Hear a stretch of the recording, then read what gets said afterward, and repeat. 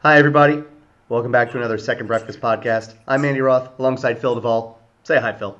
Hello, yes. How are you? Yes. Yes, It's good. The holiday is good. Yes. indeed it is. Today, ladies and gentlemen, It's time. it's time not just, Do you see that? it's time for a mailbag, but Phil, what does that mean? Well, I have a Rudolph the red-nosed reindeer lapel pin here, Nice. That's which is really just one of my daughter's barrettes. But what this means is it's a time for your favorite thing, the Christmas mailbag. Yes. and everybody, it's already your favorite thing. We haven't even started yet. I don't have the lovely brooch that my partner does, but my boot is festively red. I gotta tell you, your boot is festively red, but it looks like you're stuck in some sort of hyperbaric chamber from a Stanley Kubrick movie. Like, I just... what? Are you in the panic room? Like, is Dwight Yoakam and Forrest Whitaker coming after you? Like, what's going on in there? Yes. Where yes, is Jodie Foster and what has she been doing? I'm Jodie terrified by Foster the and whole... I am at my office right now. Not my office for the law firm, but the office for my startup.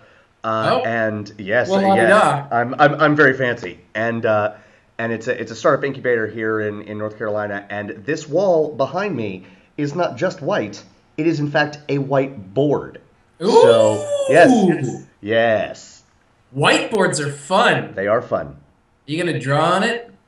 I mean, do you have something for me to draw in either Draw. Look, I have snowflakes behind me. blue or neon pink?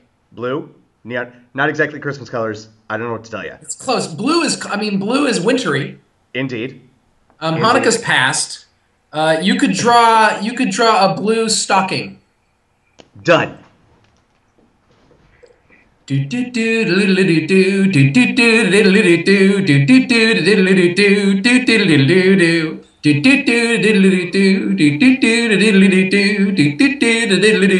For those of you listening at home who do not have the video transcript, Andy Roth, our intrepid host, is drawing a stocking in blue on the whiteboard behind him. What's funny about this is, aside from the fact that his stocking has dots on it that look like fleas, is that he's drawing this thing, and I thought the board was like right behind him, but it turns out the board is like 10 feet away from him. And so when he rolled away, it was like he rolled to another time zone. It's not actually 10 feet Now away. we're back. That's the camera. That's the camera. And also, Then you rolled back up, and now you've completely blocked.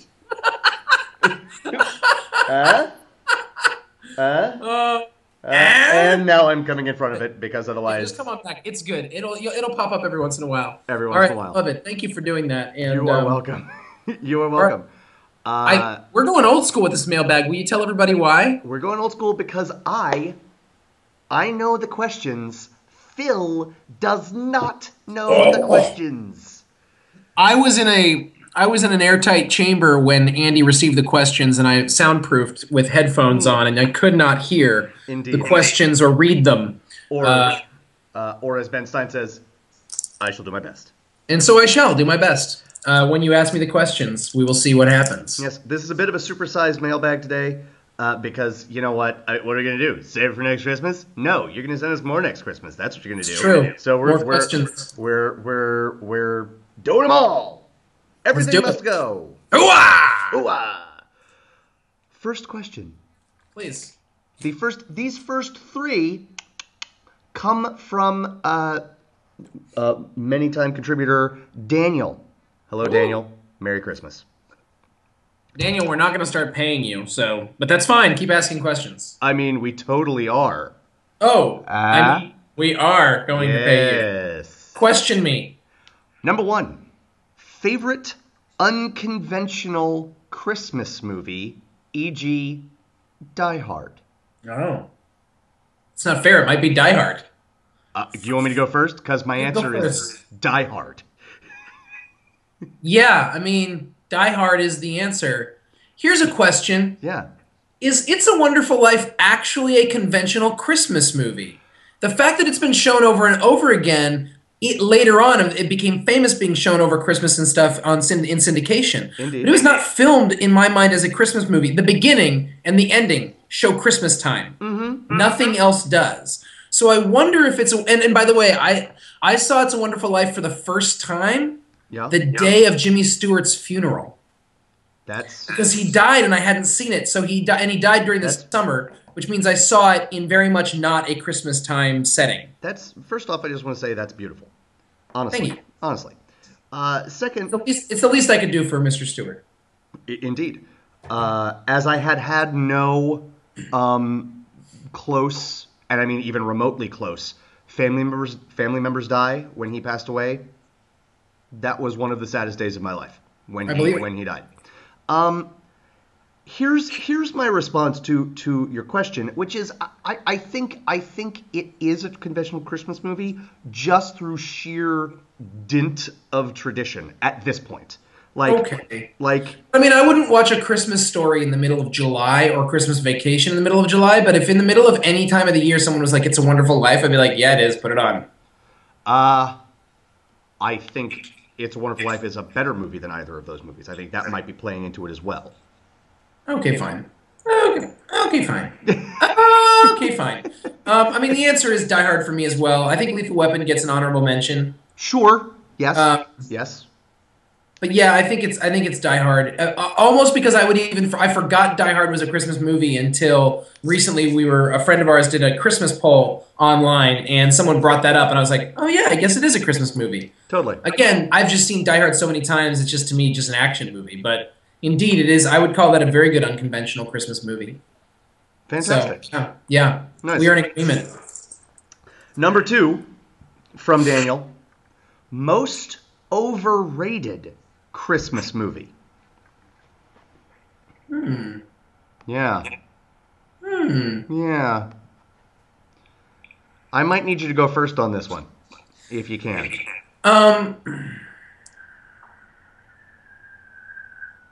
Wow, most overrated Christmas movie. Right? Well, that I mean, I to me they're properly rated. Like I don't think of any Christmas movies that don't belong in the mix. I don't know. I mean, I guess I'm a perpetrator of the overrating because to me, Christmas Story, Christmas Vacation, and Scrooged need to be watched on Christmas. Sure. I don't care for all the thousands of A Christmas Carol renditions except for Scrooged. Sure. But I don't know that they're overrated. I mean, maybe they Right. are. I don't know.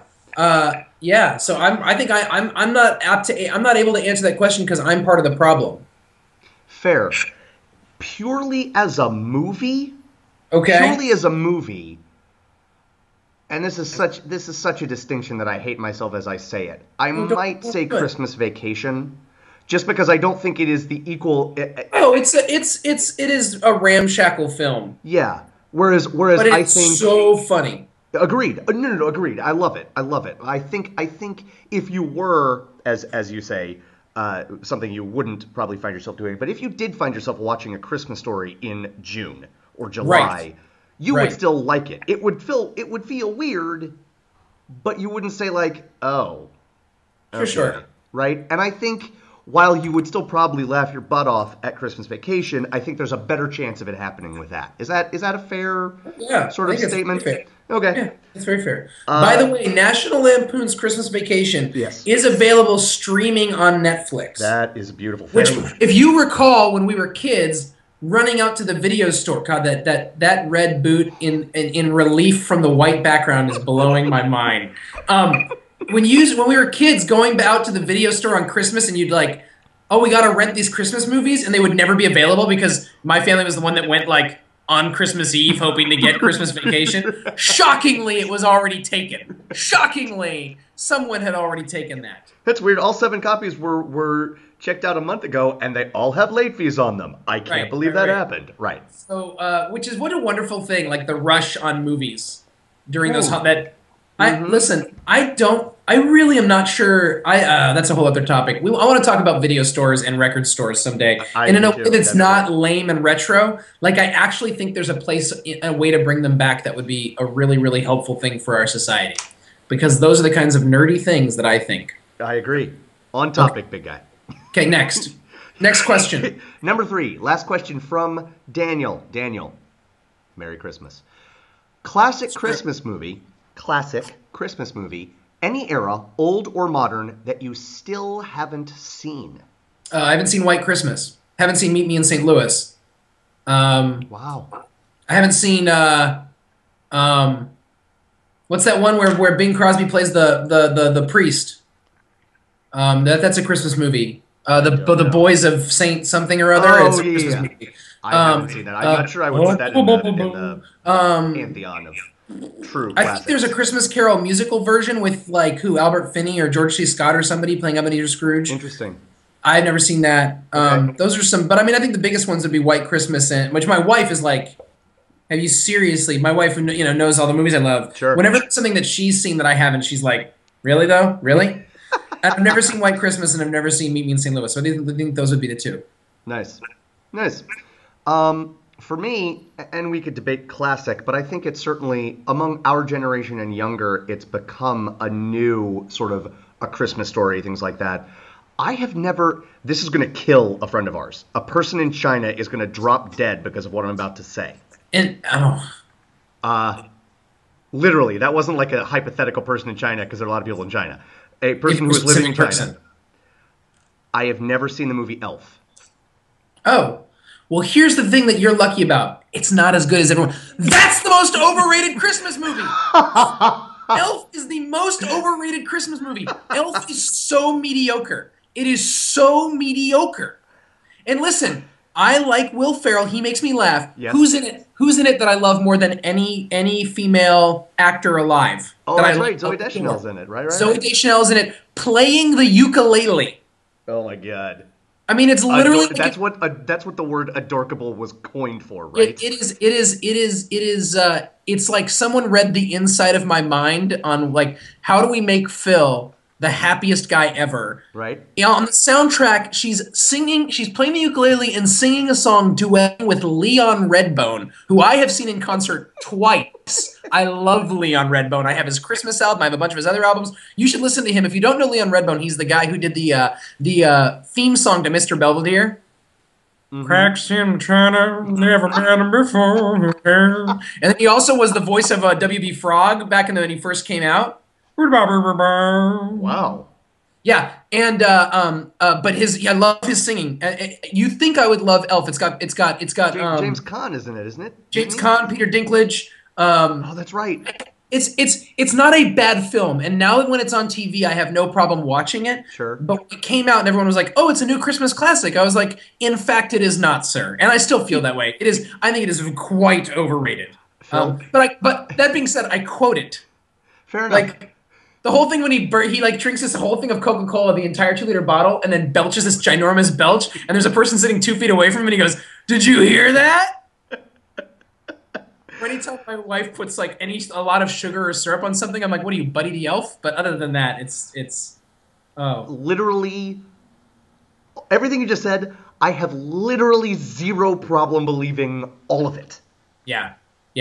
I shouldn't be. I mean, I feel terrible. I mean, he sees a sign in a coffee shop that says "Best Coffee in the World," and he opens the door and he's like, "Congratulations!" But all this being said, I'm listing to you all the entire parts of the movie that I actually found that funny. Fair enough. I just didn't love it. But that's okay. Maybe I'll learn to love it. Also, some of our friends have said that Nightmare Before Christmas is a Christmas movie. I do not agree. I think it is a Halloween movie. I agree with you. Okay. So I had a couple people say that it's a Christmas movie, and I was just like, that's not accurate. Person in China who I may have just killed. I guess I'm talking to the person in China's wife. I just danced on his grave. Right. Sorry. Are they watching this, by the way? Do they watch us? I believe so. We'll see. That means we have 3 American viewers in China, 3 expats. That's fantastic. So those are Daniel's questions. Moving on to our friend Katie. Katie. Hello, Katie. Katie, Merry Christmas. Merry Christmas, Katie. Okay. That's not how she talks. That's how I talk. I sound like Peter Falk in The Princess Bride just there. Okay. All right. Okay. So long. Okay. I am wondering if there are a couple of good Christmas movies that you would recommend to a not avid Christmas movie watcher. I always think of classics. It's a Wonderful Life, A Christmas Story, and for a laugh, National Lampoon. Those were all made before the turn of the decade, century, millennium. Anything a bit more recent. What is Anything a bit more recent. She has another question that I'll get to in a second. Oh my gosh. I'm sorry. What is her question? Katie, Recommend a good Christmas movie that's off the beaten path a bit. I haven't seen this movie in a very long time, so it's hard for me to recommend it, but I Okay. really enjoyed The Ref the first time I saw it. It's kind of a B flick to me, like it's not an A flick. It's definitely a Right. B movie in my mind. But Dennis Leary plays a bank robber or a robber of some kind, and then they basically take this family hostage, and it turns out the family's super, super dysfunctional. Kevin Spacey and I want to say Judy Davis. Judy Davis is the wife, And yeah. she has a line in this that I will not repeat. It is definitely rated R and definitely not safe for work language. Why would you watch a Christmas movie at work? But she has a line in this movie that is, I've only seen the movie once, and it was when it first came out on video, and I still have that line in my head like on a regular basis. I think it's that funny. She is that funny. So I would recommend The Ref just to give it a shot, even though I haven't seen it in a while. You took my answer, and the only thing I'll add to that is this, because this will tell you the kind of humor that is in this movie. This is a safe for work line. There aren't that many of them, but here you go. Really aren't. The dysfunctional family is largely dysfunctional because the matriarch of the family, Kevin Spacey's mother, is just the worst person alive. She controls them financially and emotionally, and she's just awful. And her husband, Kevin Spacey's dad, has passed away. So it's like her at the top. She is the star on the family Christmas tree, if you will. Yes. And Dennis Leary, through the course of the night, gets so frustrated with her and so exasperated that finally he's just like, and you, lady, your husband's not dead. He's hiding. and it is, I'm telling you, it is Dennis Leary at his funniest. Well, not his funniest, but at his it's close, and at his most sarcastic, and it uses him and everything that, even if you've never seen the movie, you know Dennis Leary, you know what he can be like. I mean, the Christmas balloon is continually punctured by the Dennis Leary knife, and it's amazing. And so if you don't love Christmas movies, that might be kind of a nice antidote for you. Yeah? Oh, you know what I haven't mentioned? What is that? Along the lines of movies that a priest should not be recommending, I think Bad Santa is a phenomenal movie. Hilarious. I think Bad Santa is the darkest non-Coen Brothers movie that I have ever laughed at. And I laughed from beginning to end. It is so dark. It is like midnight black. It's very dark. But here's the deal, and I mean this. Yeah.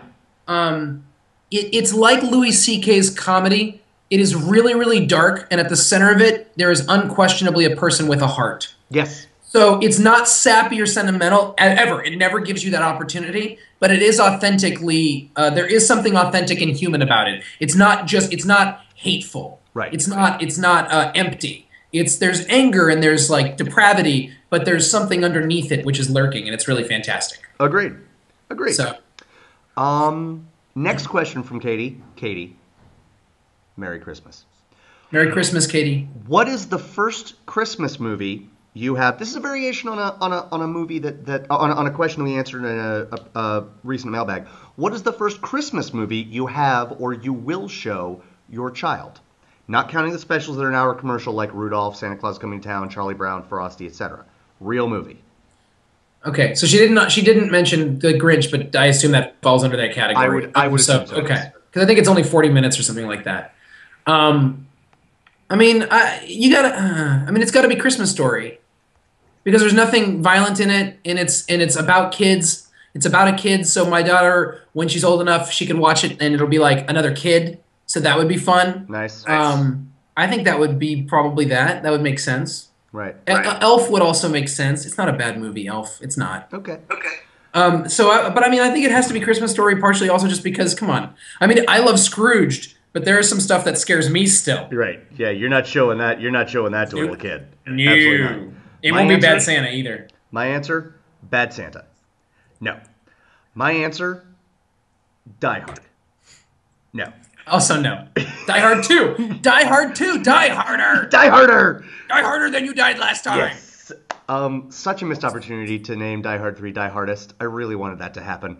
I'm gonna go. I will go with A Christmas Story as well, but I feel like I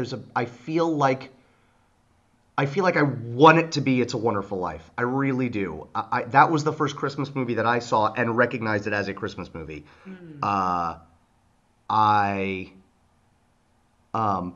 And what I actually mean is clearly Adam Sandler's animated classic 8 Crazy Nights because I am Jewish. Man, I couldn't be kidding more. It's so not fair that that's what you guys get. I mean, it's really not fair. Right? It's not fair. Oh, I don't understand how the Jews run Hollywood and they haven't made good movies about Jewish holidays. We know what sells, baby. We know there should be a really fantastic movie about the Day of Atonement. I want to see that movie. everybody lying on the couch going, "Oh my God, when is this fast over?" For 24 hours.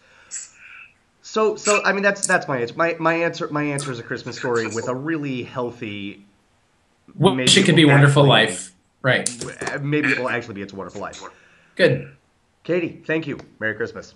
Finally, from recent Torquemada level torturer Keith. Oh no. No, it's fine. It's fine. Are you sure? I promise you it's fine. I still have scars from the last thing, from the gauntlet he gave us. I know. Ladies and gentlemen, we have a mini Christmas gauntlet. It's not cruel though. No, Phil, it's okay. You're okay. Shh. Mama's little baby love, shortening. Mama's little baby love. Okay. It's okay. Okay, all right. So, you know what you want to do? I'm not going to call it a gauntlet, all right, big guy? Okay. We're going to call it a lightning round. Ooh, Christmas lightning. Christmas lightning. That's my favorite kind of lightning. Indeed. So, real quick, we don't have to, just say an answer and stop, but these are meant to be quick questions. Fine. Best non-Christmas movie that takes place during Christmas.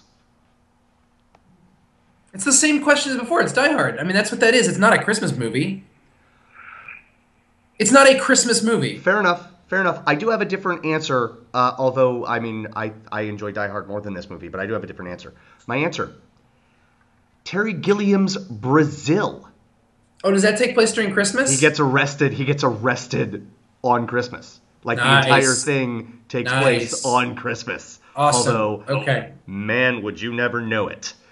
Honorable mention, the George Lazenby James Bond movie. I had forgotten this. I did a little bit of not the one where Pierce Brosnan makes the really, really dirty Christmas pun, but with Denise Richards. I'm not talking about that one. Get your minds out of the gutter.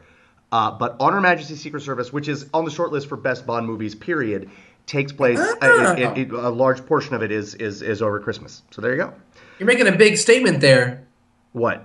Giving Lord George Lazenby such a high praise. Dude, it's awesome. It is. Because that guy got. I mean, he's always like the joke Bond for a lot of people.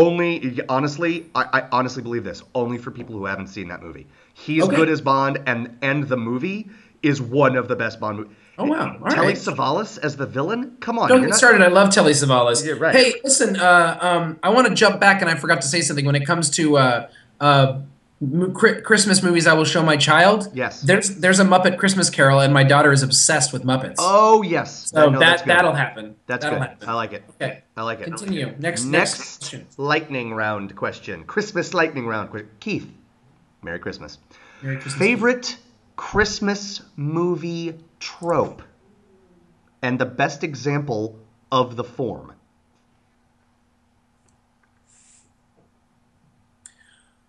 I want to go back to his last question, please. No, seriously, I want to go back to his last question, please. No. I want to go back to his... I'm not going to answer this question until you let me go back to the last question. Go back to the last question. What is the best non-Christmas movie that takes place during Christmas? Yeah. Better Off Dead with John Cusack. Well done. Remember the whole Christmas scene? Yes. Oh. Well done. Well played. I feel so good about this answer. I'm sticking with mine, but I feel really good about your answer too. I needed to bring that in. I couldn't just keep saying Die Hard. Okay. Favorite Christmas trope. Well, it's the Christmas present reveal. It's the disappointing Christmas present reveal. Okay. Examples. The towels in Scrooged that he gets his brothers. The the amazing Christmas bonus moment of Christmas Vacation, Yes. which is just Yeah. also including just all the disappointing things like when she wraps up the gelatin and wraps up her cat. So just like Yep. disappointing. But the greatest, of course, is the moment when Ralphie walks down the stairs in the pink bunny suit. Oh, it's so good. It is. It's It so is. good. It is so. It is so choice. He looks like a. He looks like a pink nightmare. I mean, it's the worst, It is so choice. If you have the means, I highly recommend watching A Christmas Story. right? Yes. I'm gonna go. Mine is a little bit more maudlin and sappy, but I'm a little more maudlin and sappy than Phil is. You are. It's the inevitable.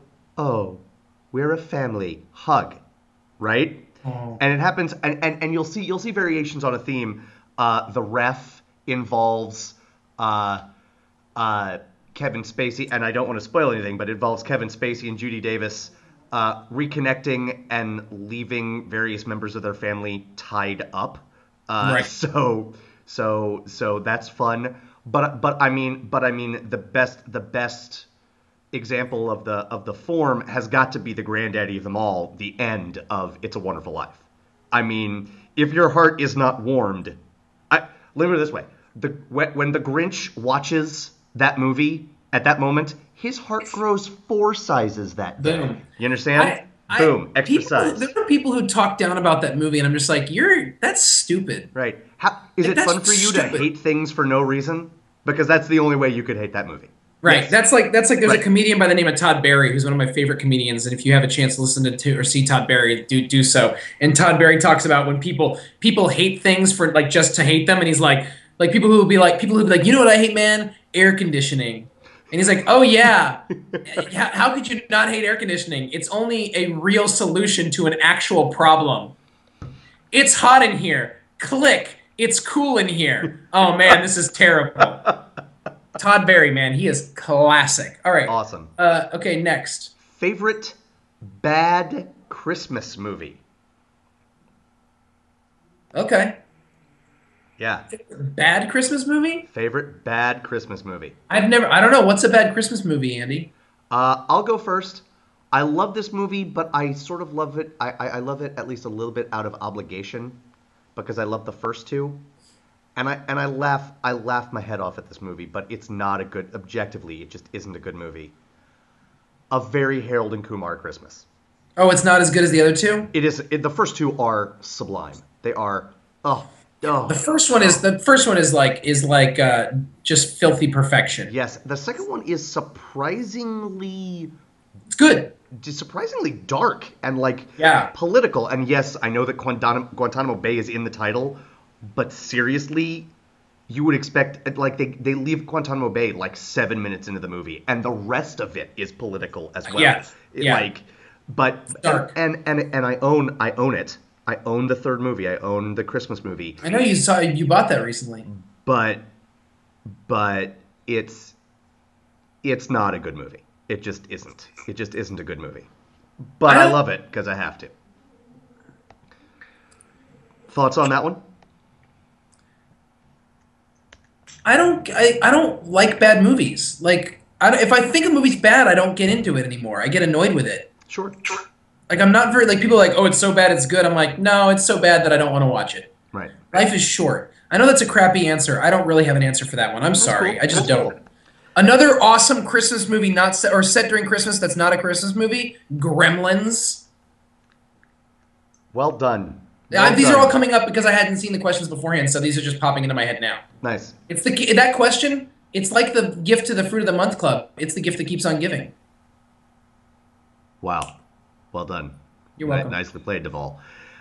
Next question. Best Christmas movie counter programming. Oh. Yeah. I think The Walking Dead is doing a marathon during Christmas. They did one during New Year's last year. I think that's legit. Yeah. I think zombies biting people's faces off is pretty legit for Christmas counter programming. I like it. I like to use Christmas when people. Oh well, I consider Christmas. You know how There was a point when 4th of July was considered. Do you remember whose holiday 4th of July was in movie world? Who did 4th of July belong to? Will Smith, you mean? Will Smith. Yeah. Will Smith wanted to own 4th of July. He kept putting movies out at 4th of July. He made Independence Day and Men in Black both came out in 4th of July's. And a couple other ones of his did that didn't do as well, but those two. And for me, Christmas is Quentin Tarantino time. Nice. Jackie Brown came out on Christmas, and now Django Unchained is coming out on Christmas Day. That's right. There may have been other ones. I'm not sure. I am going to do everything in my power to see Django Unchained on Christmas Day. So I consider that Christmas counter programming. I like it. I'm gonna go with televised sports. You know, because you have a ton. Whatever you want to watch. What's on Christmas Day? There's no football or baseball, so there is sometimes football. There's always college football because there are Christmas bowl games. Right. There's NCAA basketball. There is NBA basketball. There's stuff to watch, and it is the perfect. It's the perfect thing in term like with a movie. If you're in a room with people who want to watch it and people who don't, you're going to have the volume problem, right? The movie's going to be too loud for people who want to sit there and talk, and the people who sit there and talk are going to be too loud for people who want to watch the movie. But sports, like if the person who is watching sports intermittently gets up and yells at an amazing or terrible play, nobody else cares because that's part of the deal, right? Right. So you can comfortably and companionably slip into a food coma while other people are losing their minds, and the whole tableau works. You know I like it. Yeah. I like it. Yeah. Ooh, I thought of another Christmas movie that is terrible that other people like. Please. Love Actually. Yeah. Terrible. Cynical. Awful. Wretched film. I actually read a review today that was written by a British female writer that said this movie is the most cynical take on love, and every man's idea of what women love, the ideal woman is just a servile woman who brings him tea. Like the prime minister falls in love with a girl because she's his secretary and brings him tea. The Colin Firth character falls in love with the Portuguese woman who doesn't even speak English because she brings him tea. It's just all like men treating women like garbage. Oh, Liam Neeson, your wife died, so here you can date Claudia Schiffer. Like I think that was a little shoehorned in. I'm not sure that one fits it. Perfectly. It's amazing when a romantic subplot is tacked on to a romantic movie, but that's what happens with that one. That you're not necessarily wrong. Teribile film. I can't stand Love Actually. I love the crap out of Love Actually. Doesn't mean I wouldn't, and maybe that's a bad one that I would actually watch on TV because when it's on, I will still watch a couple minutes of it.